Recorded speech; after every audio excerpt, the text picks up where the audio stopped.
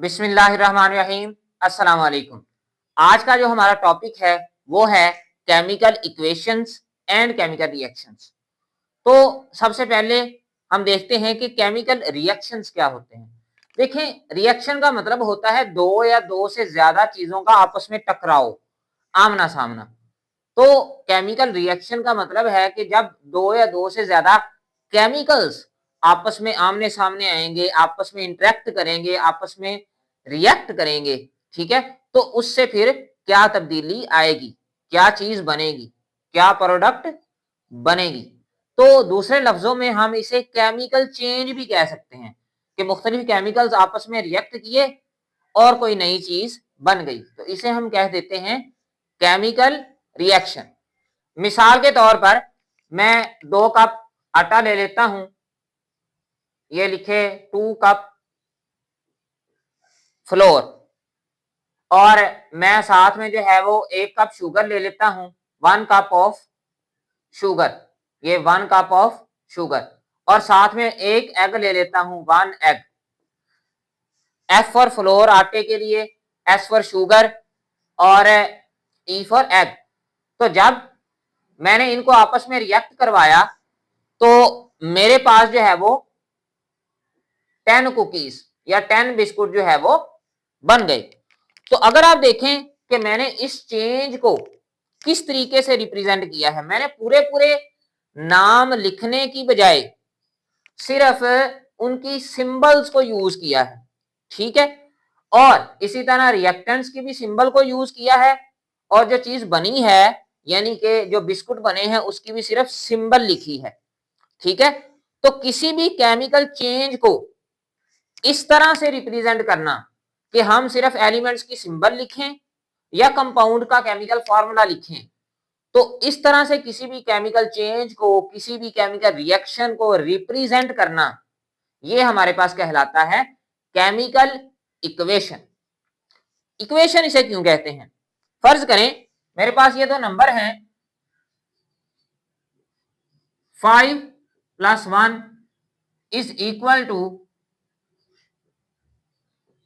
4 + 2। तो ये तो मैथ की इक्वेशन बन गई। इक्वेशन का मतलब है left hand side right hand side के क्या है, बराबर है। जितने नंबर यहां पे लिखे हैं उतने ही यहां पे लिखे हैं। 5 + 1 = 6, 4 + 2 = 6, यानी कि जितनी चीजें आपस में रिएक्ट कर रही हैं उतनी ही चीजें बन रही हैं यहाँ पे। ये है बराबर, ये इक्वेशन का साइन होता है बराबरी का। ये तो मैथमेटिकल इक्वेशन है। केमिकल इक्वेशन ये है कि जितनी चीजें आपस में रिएक्ट करें या जितना मैस आपस में रिएक्ट करे रिएक्टेंट का, उतनी ही प्रोडक्ट आगे बने, तो इसी वजह से इसे इक्वेशन कहते हैं। और क्योंकि इसमें केमिकल्स इन्वॉल्व हो रहे हैं तो इसी वजह से हम इसे केमिकल इक्वेशन कह देते हैं। तो इसकी डेफिनेशन देखते हैं। रिप्रेजेंटिंग अ केमिकल चेंज, किसी भी केमिकल चेंज को इस तरह से रिप्रेजेंट करना in terms of symbols of elements, कि हम एलिमेंट्स की सिंबल लिखें, and formulas of compounds is called a chemical equation, कि हम किसी भी केमिकल चेंज को, केमिकल रिएक्शन को इस तरह से रिप्रेजेंट करें कि हम एलिमेंट्स की सिंबल्स लिखें और जो कंपाउंड्स हैं उनका केमिकल फॉर्मूला लिखें। तो इस तरह से अगर हम किसी भी केमिकल चेंज को, किसी भी केमिकल रिएक्शन को रिप्रेजेंट कर देंगे तो उसको हम क्या कह देंगे, केमिकल इक्वेशन। अब ये एक मेरे पास केमिकल इक्वेशन की एग्जांपल है।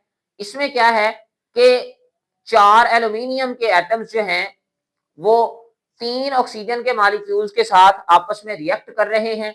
ये रिएक्टेंट्स हैं, जो चीजें आपस में रिएक्ट करती हैं उन्हें हम कहते हैं रिएक्टेंट्स। और ये मेरे पास एल्यूमिनियम ऑक्साइड बन गई, तो इसके मेरे पास 2 मॉलिक्यूल बने हैं, तो ये मेरे पास जो है वो प्रोडक्ट है। इनके रिएक्ट करने से ये प्रोडक्ट बन गई। अब देखें, एल्यूमिनियम जो है ये मैंने पूरा नहीं लिखा, इसकी सिर्फ सिंबल लिखी है। इसी तरह ऑक्सीजन की भी सिर्फ सिंबल लिखी है और एल्यूमिनियम ऑक्साइड का केमिकल फार्मूला लिखा है। तो अगर हम किसी भी केमिकल चेंज को इस तरह से रिप्रेजेंट कर दें कि उसकी सिर्फ सिंबल्स और केमिकल फॉर्मूलाज लिखें, तो उसे हम क्या कह देते हैं, केमिकल इक्वेशन। अब इसे भी इक्वेशन क्यों कहते हैं ये जरा हम थोड़ी देर में देखेंगे। अब the reacting substances during a chemical reaction are called reactants. वो चीजें जो आपस में रिएक्ट कर रही होती हैं वो रिएक्टेंट्स कहलाती हैं। The substances that are produced during a chemical reaction are called products. और वो चीजें जो बनी होती हैं केमिकल रिएक्शन के दौरान उन्हें हम क्या कह देते हैं, प्रोडक्ट्स कह देते हैं। जैसा कि यहाँ पे एल्यूमिनियम और हमारे पास जो ऑक्सीजन है ये रिएक्टेंट्स हैं, क्योंकि ये आपस में रिएक्ट कर रही हैं और जो नई चीज बन रही है एल्यूमिनियम ऑक्साइड, ये हमारे पास क्या है, प्रोडक्ट है। अब एक बहुत ही इंपॉर्टेंट लॉन्ग क्वेश्चन है जो हमारी बुक की एक्सरसाइज के अंदर भी दिया गया है कि केमिकल इक्वेशन को लिखने के लिए कौन कौन सी कंडीशंस हैं या किन कंडीशंस को हमें जरूर फॉलो करना पड़ता है, किन शराइत को हमें मानना पड़ता है केमिकल इक्वेशन लिखते वक्त। तो सबसे पहले इसमें जो कंडीशन है वो क्या है, the chemical equation must obey the law of conservation of mass. Chemical equation को लॉ ऑफ कंजर्वेशन के कानून को फॉलो करना पड़ेगा। लॉ ऑफ कंजर्वेशन का कानून क्या कहता है, it means that no atom should be destroyed और produced during a chemical reaction. एक केमिकल रिएक्शन के दौरान ना ही कोई एटम पैदा हो सकता है ना ही कोई एटम डिस्ट्रॉय हो सकता है। इसका मतलब यह है कि जितने इकसाम के, जितनी टाइप्स के या जितने एटम्स आपस में रिएक्ट करेंगे उतने ही एटम प्रोडक्ट में बनेंगे। या हम यूं भी कह सकते हैं कि जितनी तादाद में और जितनी काइंड के एटम्स या मॉलिक्यूल्स आपस में रिएक्ट कर रहे हैं उतनी तादाद में ही एटम्स जो हैं वो दूसरी साइड पे बनने चाहिए। हम मिसाल ले लेते हैं, फॉर एग्जांपल ये है, इसमें आप जरा गौर से देखें तो मेरे पास यहाँ पे 4 एल्यूमिनियम के एटम्स रिएक्ट कर रहे हैं, तो यहाँ पर 4 ही बन रहे हैं, 2 2s are 4। ऑक्सीजन के 6 एटम्स या 3 मॉलिक्यूल्स आपस में रिएक्ट कर रहे हैं, 3 2s are 6, और यहां पर भी 6 ही बन रहे हैं, 2 × 3 are 6। जितनी काइंड्स के रिएक्टेंट्स आपस में रिएक्ट कर रहे हैं और जितने नंबर्स में रिएक्ट कर रहे हैं उतनी ही काइंड्स की आगे प्रोडक्ट बन रही हैं और उतने ही नंबर्स के अंदर। ठीक है, तो हम ये कह सकते हैं कि एक केमिकल इक्वेशन के दौरान ना ही कोई एटम पैदा होता है ना ही कोई एटम डिस्ट्रॉय होता है। हाँ, एक चीज दूसरी चीज के अंदर कन्वर्ट हो जाती है, कोई नई चीज तो बन जाती है, लेकिन एटम्स भी वही रहते हैं और उनकी तादाद भी बिल्कुल वही रहती है। तो इसी वजह से हम कह सकते हैं कि जो केमिकल इक्वेशन है it must be balanced.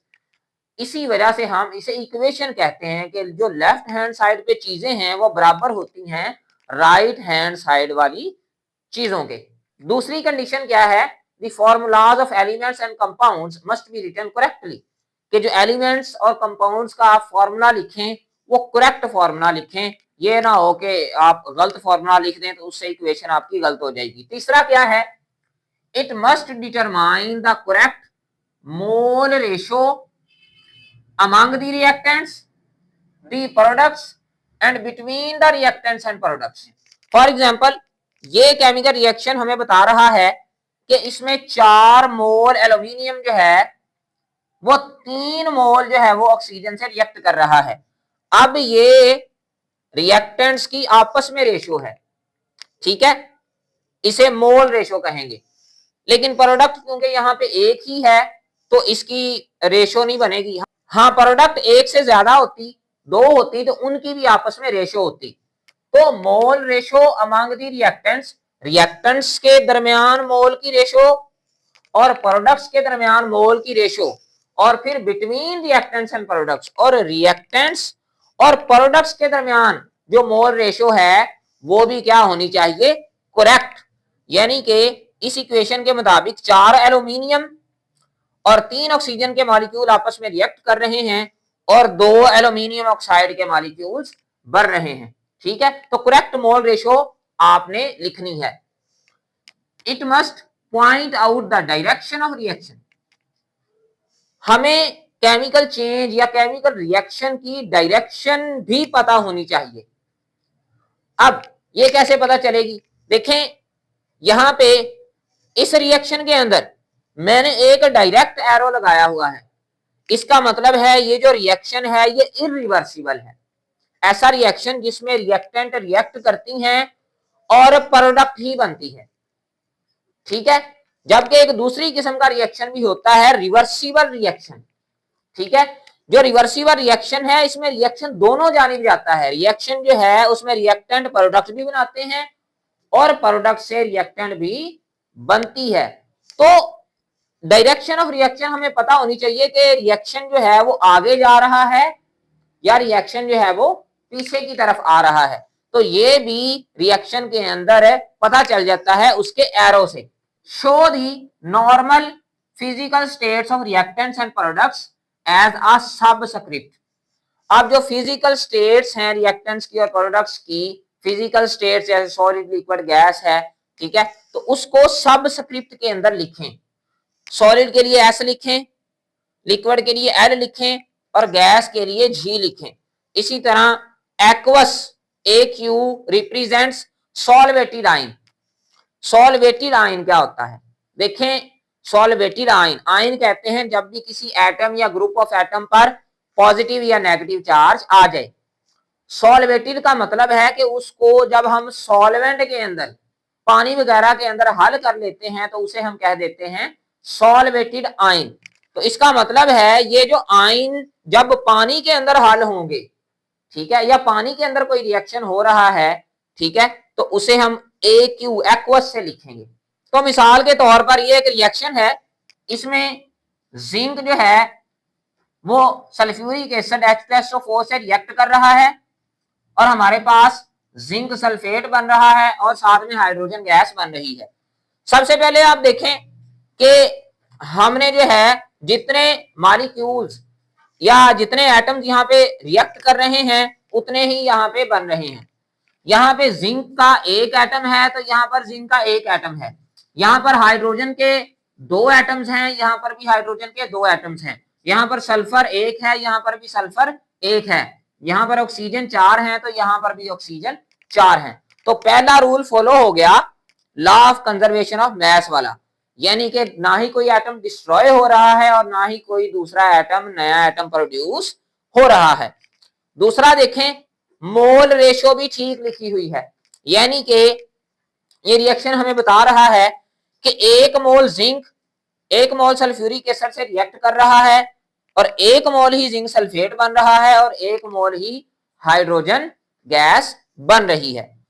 Last में इनकी फिजिकल स्टेट्स भी लिखी हैं। जिंक यहाँ पे सॉलिड स्टेट में है, सल्फ्यूरिक एसिड एक्वस स्टेट में है, मतलब सल्फ्यूरिक एसिड जो है ये सॉल्वेटेड आयंस की फॉर्म में है, यानी कि इसके हाइड्रोजन के और सल्फेट के अलग-अलग से आयंस हैं और वो पानी के अंदर हल हुए हैं। जो जिंक सल्फेट है ये भी सॉलिड फॉर्म में है और हाइड्रोजन यहाँ पे गैस फॉर्म में बन रही है, ठीक है। तो ये केमिकल इक्वेशन हमें इस रिएक्शन की डायरेक्शन भी बता रही है कि ये जो रिएक्शन है ये सिर्फ इरिवर्सिबल है, ये आगे की डायरेक्शन में जा रहा है। अब एक तो रिएक्शन की टाइप हमने यहाँ पे पढ़ ली, ऐसा रिएक्शन जो सिर्फ फॉरवर्ड जाता है, आगे जाता है, जिसमें रिएक्टेंट रिएक्ट करते हैं और प्रोडक्ट बनाते हैं, इसे हम कहते हैं इरिवर्सिबल रिएक्शन। जो रिवर्स नहीं हो सकता, जैसे गाड़ी का रिवर्स गियर लगता है ना, गाड़ी पीछे को आ जाती है, ये सिर्फ आगे जाता है, रिवर्स नहीं हो सकता। कुछ रिएक्शंस ऐसे हैं जो रिवर्सिबल होते हैं, जो रिएक्टेंट रिएक्ट करते हैं, प्रोडक्ट बनती है और प्रोडक्ट दोबारा से रिएक्टेंट बना देते हैं। So sometimes a chemical reaction moves both ways. बाज दफा ऐसा होता है कि एक केमिकल रिएक्शन दोनों जानिब जाता है, ठीक है। इसमें in these reactions the reactants can react to form products and products again can react to form reactants. तो इस किस्म का जो रिएक्शन है वो रिवर्सिबल है, इसको डबल एरो से रिप्रेजेंट किया जाता है। ये मिसाल देखें, नाइट्रोजन गैस जो है वो हाइड्रोजन गैस से रिएक्ट कर रही है और हमारे पास अमोनिया गैस बन रही है। अब एक और जो टाइप डिस्कस की गई है केमिकल रिएक्शन की, वो है हमारे पास ionic reaction in water. Reactions involving ions may also be shown in the form of chemical equation। अब ऐसे रिएक्शन जो जिसके अंदर आयंस हों या जो पानी के अंदर रिएक्शन करवाए जाएं उनको भी हम केमिकल इक्वेशन की मदद से लिख सकते हैं। Both silver nitrate AgNO3 and NaCl are ionic compounds, ये दोनों के दोनों आयोनिक कंपाउंड्स हैं and are soluble in water, और ये दोनों के दोनों पानी के अंदर हल हो जाते हैं। When they are mixed in water, जब हम इनको पानी के अंदर मिक्स करते हैं, they react to form product, तो इससे हमारे पास जो है वो प्रोडक्ट बन जाती है।